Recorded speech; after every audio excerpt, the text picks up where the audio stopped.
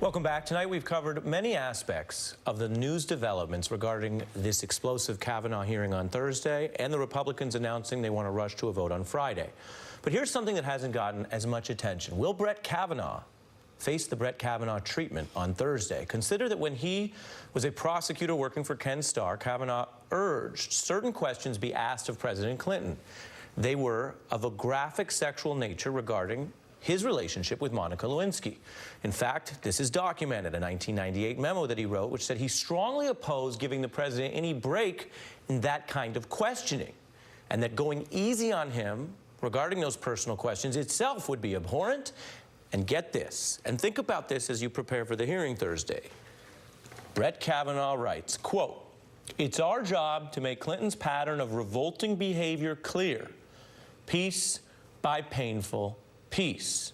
Kavanaugh listed, as lawyers do, the explicit questions that Clinton should face.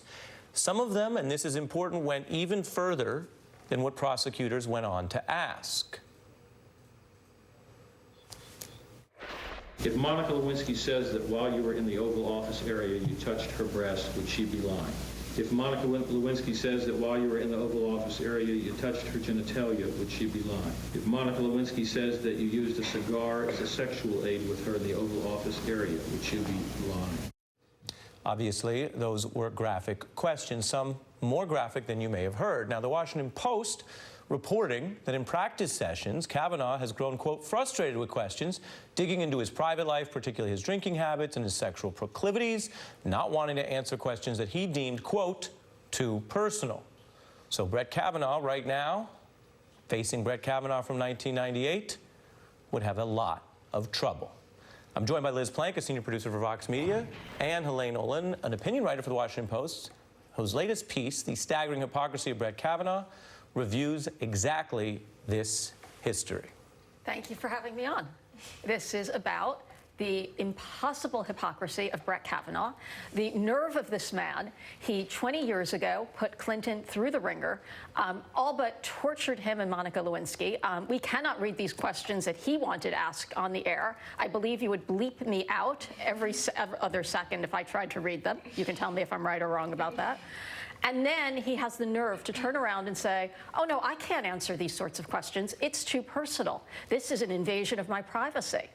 Where was he 20 years ago? Where was that Brett Kavanaugh?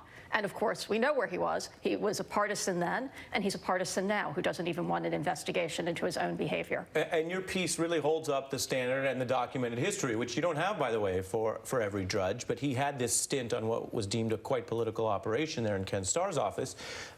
Is your conclusion then that he was too partisan to be promoted to the Supreme Court, that he is too sexist, or that he's too hypocritical, or all three? All of the above. This is somebody who really should not be in this position. His track record is as a Republican partisan from his early days in Washington, through the Ken Starr investigation, through his time in the Washington courts, where he has ruled as an extreme Republican positions. For example, he a few years ago, a trainer was killed at SeaWorld, if you remember that, working with animals, and he claimed that this was a dangerous profession on par with race car driving or football playing, and SeaWorld should not be held liable for not offering her protection. And this animal had killed before, by the way. Yeah. I mean, it's just, he should not be in this position. I don't want to make light of anything, but I didn't know we were going to get into SeaWorld liability today. How do you add to this pile of apparent steaming hypocrisy? Well, here comes Ken Starr himself, vouching for Brett Kavanaugh on the issue of these allegations of sexual misconduct. I believe when Brett says it did not happen. And I believe Brett, based upon my seeing him. So, character counts, and you kind of learn pretty quickly what a person's character is when you're in the trenches with them, right, day in and day out, and for me, year in and year out.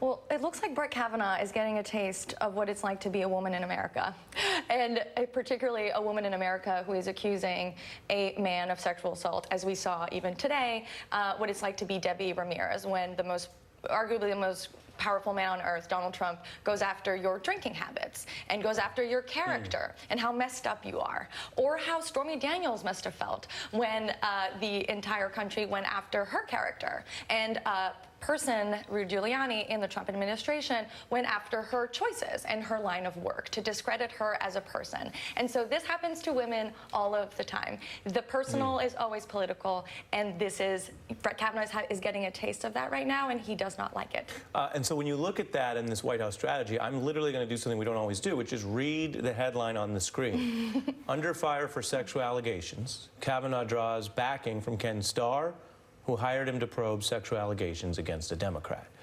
It's almost too perfect, and it must be, I phrase this as a question, is it something that Ken Starr and Brett Kavanaugh can't see or unable to see from some sort of male blinders, that this is not something they should be drawing attention to, that Ken Starr coming out isn't helpful? And we also have to remember that the Monica Lewinsky case and whole thing, that sort of scandal didn't ruin Bill Clinton's life. It ruined Monica Lewinsky's life, right? We only bring up Monica Lewinsky when it's to talk about that thing that happened. We bring up Bill Clinton in a lot of different ways. And the other thing I'll say is also, the hypocrisy, squared of that is that Brett Kavanaugh is very concerned about his private life while being someone who denied an abortion to a young woman who was 17 years old, saying that he had a right to make her personal decisions for her. This is not just the male blinders. I mean, it's their position on so many issues when it comes to women, is that we don't have a right to our privacy. We don't have a right to our personal lives. And he doesn't like that. Right. And maybe that should change the way that he makes decisions for other people as well. I think you've both brought to the fore a lot of important things that at times haven't even hit the full crescendo. Maybe they will on Thursday, particularly your piece, which people can check out, as I mentioned, in the Washington Post. Liz Plank and Helene Olen, thank you both. Up